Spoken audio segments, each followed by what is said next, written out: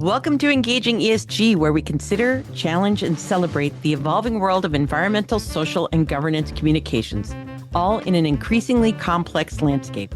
I'm Jennifer Owens, marketing executive and consultant.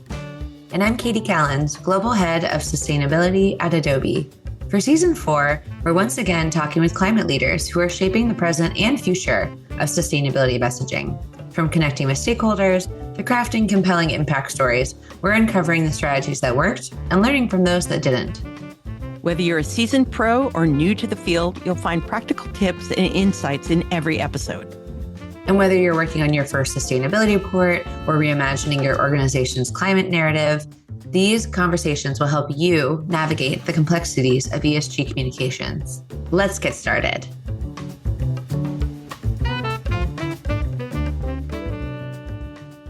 Hello, Kati. I'm very glad to be back on the mics with you for a bit of behind the scenes peeking for our listeners. A lot of the episodes we recorded previously were done when it was very cold, and now it's very warm. So, what do I know? I know that this episode is coming in piping hot.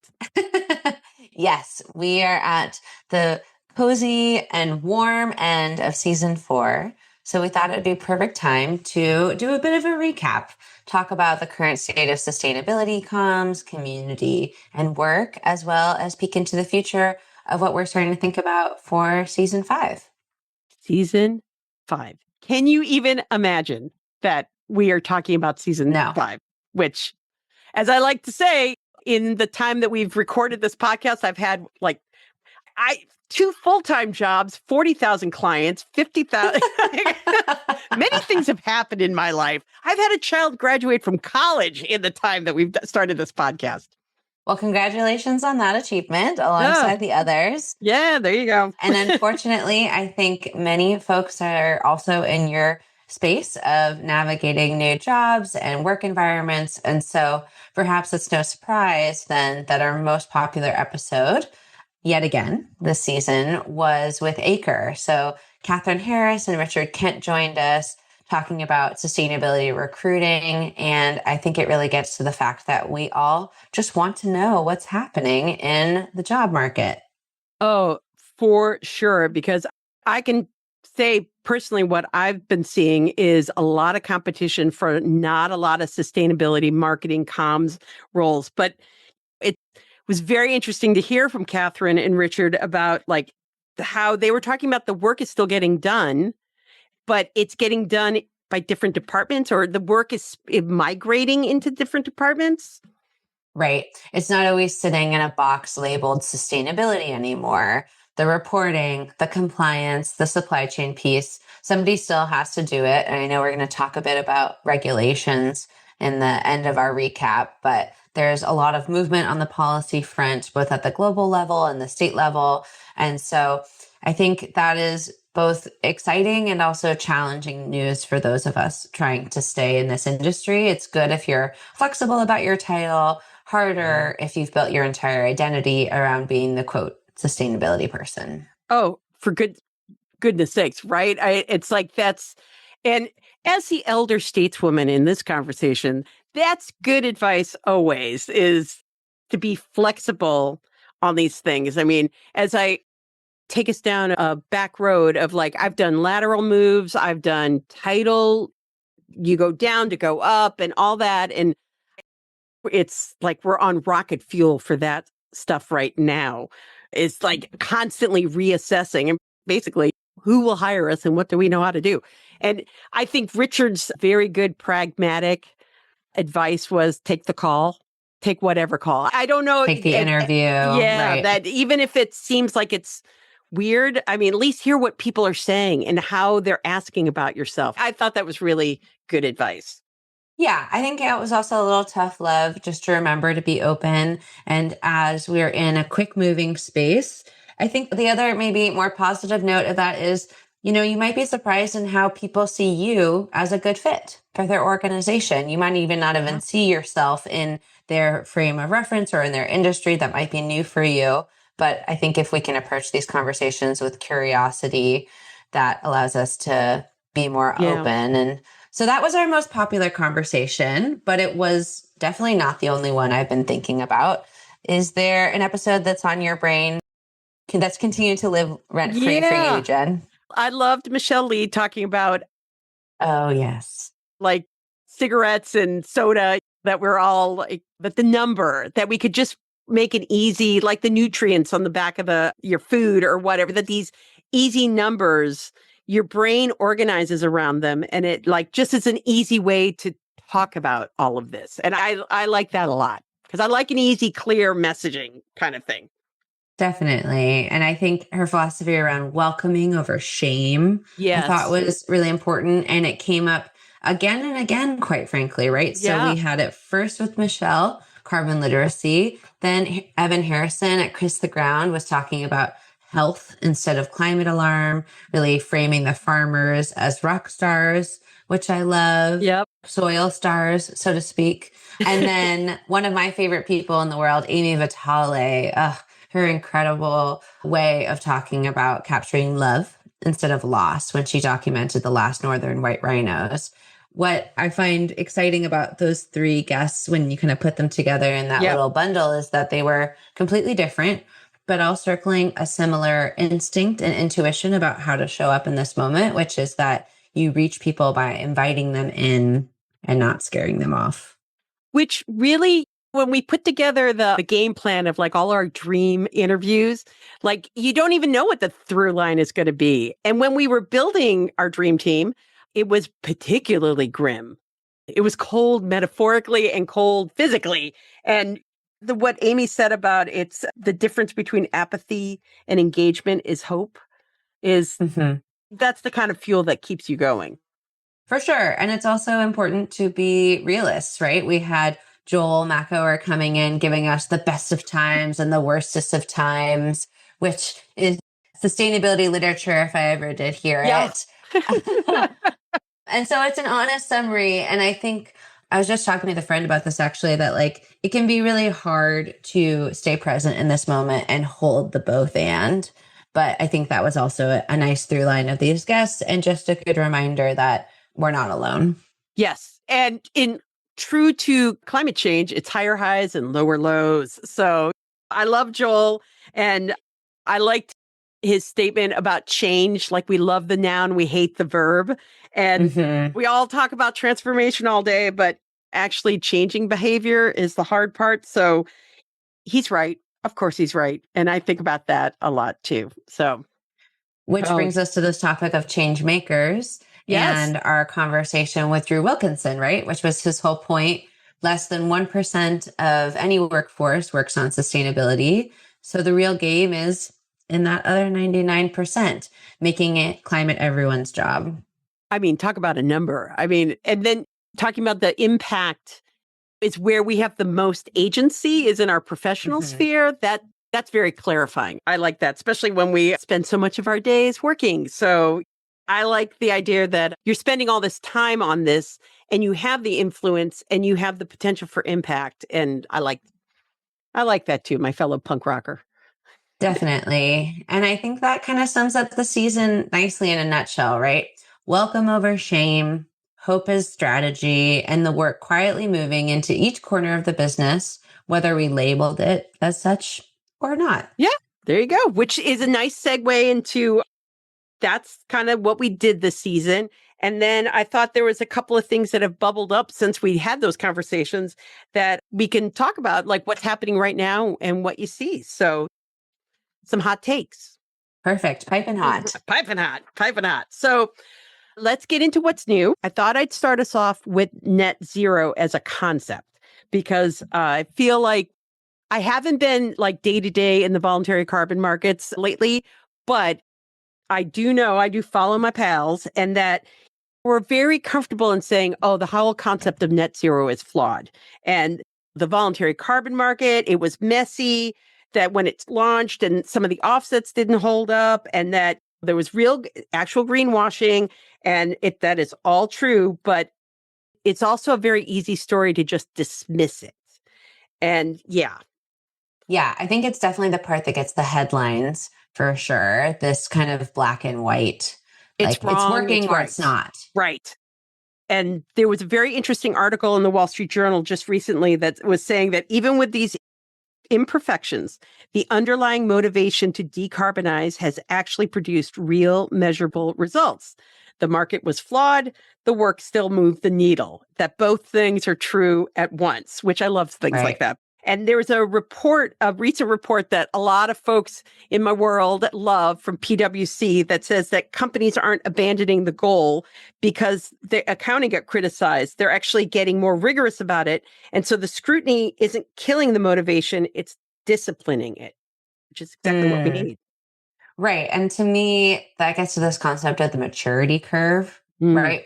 So if we think about like, where are we finding hope, which is a term that's thrown around a lot. But I think in this regard, it's where is the industry moving and how do we continue this for the next decades, right? We spent so long on this binary, good, bad, pass, fail framework. This offset is junk. This company is greenwashing. This pledge is hollow. And to a degree, we need to have some of that policing because people were just doing things willy-nilly, some with thought, some because they decided they liked the ocean today. Yes. Or I'm going to be the earth-friendly fossil fuel company. Like, what? Right. You know, BP, like, come on. Thank you so much for that, for the carbon footprint, greenwashing, OG. But it also trapped us, right? If there's only two options, perfect and fraud, you make it impossible to talk about the messy middle, which is where most of the actual progress happens. Yes.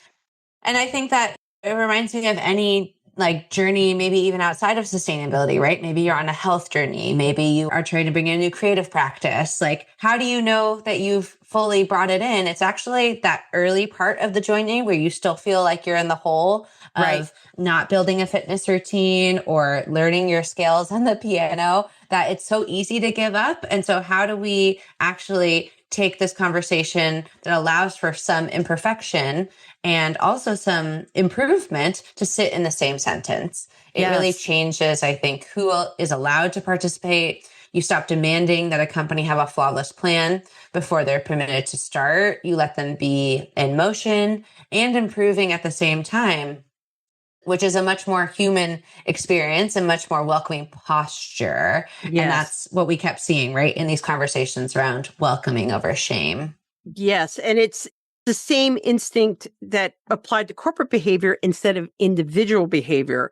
Like, we're not here to shame people out of the room. We want them in the room. We want them, even if we can't figure out what door to leave the room at, let's get more people in the room so that we are ready. Because I felt at the beginning of the year that it's with the EU omnibus, like, oh, everything's out the window. Oh, no, the SEC rule is out the window, all the stuff that we were banking on. And yet the regulatory picture is here and it's happening. California has passed the laws. There are new state laws in certain areas. And then you have regions like APAC and like Brazil has some rules. Like, regulatory issues are here. It's my feeling. So definitely, I think we're seeing that across the board, regionally and globally. But the question that I'm coming back to is, are companies ready? Oh, are we in a place to navigate it? I mean, and I think as someone who is sorry to the companies listening. I'm sure some of you are, but just thinking about where I sit in my role, we were just discussing some of the new regulations coming out of Australia. And while that is incredible progress, and I would never defer it, just like I would never defer a perhaps very passionate employee who continues contacting me about tree planting. The motivation and the passion is there, but what makes the most sense from a business to business perspective? Where are we putting limited resources? And using Adobe just as like a thought exercise, right? Like, how big are our operations in Australia? Yes. How much is that actually impacted? And so how do we think about, from like a corporate perspective, where are these regulations coming in from, but also where do you operate and how can companies continue to do the work, but also prioritize according to the regionality of where they sit and where they operate, and using that as a nexus for change, because that's also going to be so much easier to convince your leadership, right? Like if Australia is a major market for you or you're an Australian based company, like this is a huge moment of momentum. But if you're not, let's like also titrate. And if I was just at the Sustainable Cosmetics Summit and cool. The messaging through that, where they're dealing with ingredients and formulations, and then all the way up to the retailers and the consumer asking all along the value chain, it's a data story. And yes, there was a company, an AI company that works in the sphere, and their point was, you can have all the AI you want, but if the data's not right, you're building on a shaky foundation. So that's your first question is, what are we doing in Australia? What is it that we need? And what's our impact in Australia? Because it's not only the data from Australia, but also knowing how to react to the regulation. Sustainability is a data story, basically. And we're learning how many skeletons in the value chain we did not know were hidden there. And bringing it to the messaging perspective, right? I think both of us were able to attend incredible events about Mike Howard's new book, Sustainability Storytelling. And he talks about this a bit as well in terms of crafting your message and being really thoughtful about what you say and also what you choose not to say. And I think there's never been a harder time for folks to maybe get some of their content out around sustainability. And it doesn't mean you have to speak to every regulation or every hot new trend. It's actually behooves you to be a bit more strategic in this moment as kind of things are still settling out in many administrations and also just trends. Well, I'll tell you, there is a survey that found 76% of U.S. businesses aren't fully prepared just for California SB 253. And 67% aren't ready for the third-party assurance piece. So there you go. So you're not alone trying to figure out what's happening in Australia.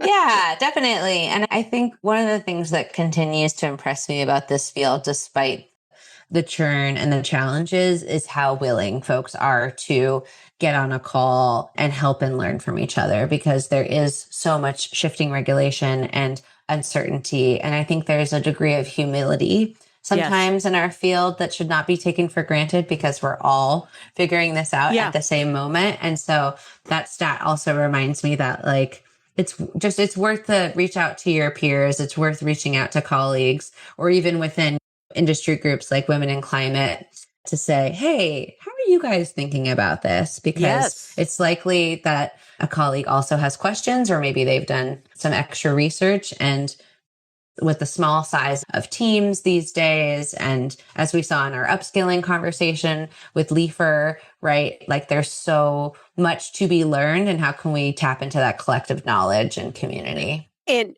it boils down to, I always believe, and I think Mike Howard would agree with me, being quiet isn't a neutral position. Just not saying anything, not doing anything, it's still saying something. It's a negative proves a positive. I don't know. But it's that if you're not saying anything, then you're letting other people tell that story should they choose to. And so you are going quiet is the same thing as being exempt. So I am a big proponent of sharing that journey as much as you can. And he's right. There are certain things you want to talk about, certain things you don't, but that bring people along. There was our lovely pal, Michael at Okta, did a wonderful, I loved this piece they did. It was, this is how we had to negotiate with landlords, and this is what we gave this. And it was really specific case study of how they navigated the goals journey they're trying to reach. Yeah. And it's kind of real. And is it fireworks going off? No, but this is a real moment. And this is how we attempted and we shared. Yeah. The authenticity of saying like, we're still figuring it out, and here's how we're getting there, which we know is not always easy to get your corporate comms team to agree. To speak to. It definitely depends on the challenges. Culture. Yeah. But I think alluding to this, thinking about what folks choose to communicate and where the work is maybe happening with less communication, I think it's important to note that the greenhouse gas reporting work of all these companies also hasn't stopped, right? When we're thinking about an organization, right? Their scope 1, their scope 2 emissions are someone else's scope 3. You are always in someone else's value chain, whether you personally report or not. So a company can decide to stop talking about its emissions publicly, But, sure enough, customers, investors, the bigger players up and down the chain are still going to come asking, and it's going to be harder and harder to opt out. So you just got to get prepared for when the request lands. And that's definitely a message we got loud and clear this season. Yes, because that leads us into stakeholders and talking about if there's something that I've picked up a certain Katie has drilled into me is the putting the onus on the individual. It doesn't work. It's not fair. It's absolving other people, other players in this as well. Yeah, definitely. And I think just to bring one more survey in as we are starting to wrap up here on our last episode of the season. So there was an Ipsos survey, their 2026 People and Climate Change report across 31 countries found something that looks a little bit like a contradiction at first. So in 28 of those 31 countries, a majority of people still say individuals need to do more on climate. The belief that we should act is holding. But at the same time, the share of people who believe their own actions are crucial has dropped steadily since 2021. So this is definitely a related thread. People increasingly wanting business and government, I would also put in like larger institutions to lead. So are they listening to you? Is that what does this all mean? Because I think this is your impact. Well, in a good way.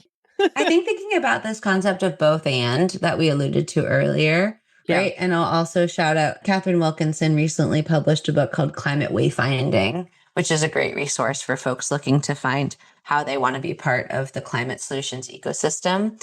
But I think that personal action is what you have control over every day, right? And so it's not to say that me composting regularly is not helping the climate crisis, but a CPG company composting is going to have so much more scale. And at the end of the day, we need to have all of the above actions. But what I think this survey reflects is just a little bit of a moment in time of where we are as a global consumer base. It's exhaustion plus realism. Yeah. People have been told for a long time the answer is their reusable bag and their thermostat. And on some level, they've clocked that what they're doing regularly, me composting, for example, is small. So when they say business and government should lead, it doesn't to me sound like I don't care. And I'm absolving myself. But just to say, I would also like to feel like I'm part of a bigger movement and that the institutional levers of these larger organizations are also being pulled at the same time when I am maybe choosing to inconvenience myself because of my values and because of the world I want to create long term. And I think it's my background was dealing in before sustainability was in diversity, and I really saw the power of major employers kind of setting the tone on positive things in the workforce, but also how they could easily backtrack without any sort of policy. Like we put stakes in the ground and then we fell back the minute it got tough. And I don't know. I think the consumers see that and I think they want some supports beyond them composting. Definitely. Definitely. I think it shouldn't be read as depressing.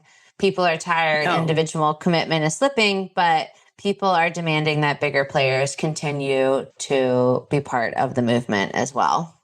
And welcome over shame. Yep. Time and time again. Exactly, which is a great note to end on because for a season that started on a pretty rough moment, I keep getting surprised by how hopeful I feel. I really do. Yeah, I do think it is important to remember that these conversations and culture shifts that we are all trying to enact are not going to happen overnight. And there's some really big economic and political forces that are not making this work easier, but staying in the work, continuing to think about your own personal resilience as we navigate a really challenging job market. It wouldn't always be this hard. That's what I find myself saying again and again to remind myself as much as everyone else who's still showing up every day. I love that the regulations are coming. So I love it. Like, I love all this packaging. I mean, it's really tough.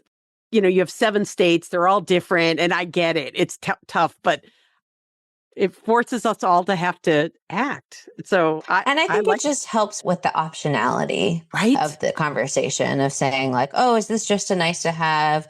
Oh, is this like similar to corporate philanthropy? Is this just like Yeah. what we're doing for marketing, for brand? And it's like, oh, no, Oh, actually, we no. have a lot of very important stakeholders looking at this. And I know I'm not alone in Right? using that Yeah. strategically in executive conversations. And while it can feel dizzying how often the regulations shift and how to know what is being asked of us, that's still forward momentum in many ways. And I'm hoping we'll get out of this kind of nonstop churn to be able to be a little bit more Exactly. strategic. And yeah, just so grateful to have all these conversations with it's another these form leaders. of welcome over shame, right? It's like it's another yes. form of it. So there you go. Here we are. Yeah. So Wonderful. Well, season 5. Okay, we're not going to Okay. spoil anything, partially because we don't know too much. We haven't even started it yet. Okay. Speaking about authenticity, we're leading in this closing segment here. But I look forward to the conversations continuing. This was a great season. Yet another great season, all because of these wonderful guests.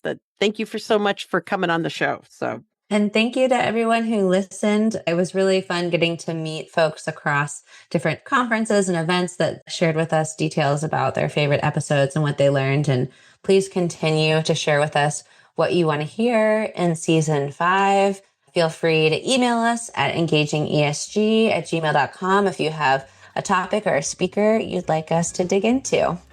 And thank you for sticking with us this season. It means more to us than you know. So until season 5, keep engaging. Thank you for joining us on Engaging ESG. Have a question for us to consider or a strategy you'd like us to cover? Email us today at engagingesg@gmail.com. Please remember to rate, review, and subscribe to Engaging ESG today. It helps us grow, and even better, be sure to share the podcast with your favorite sustainability, diversity, or social impact colleague. And until next time, keep engaging.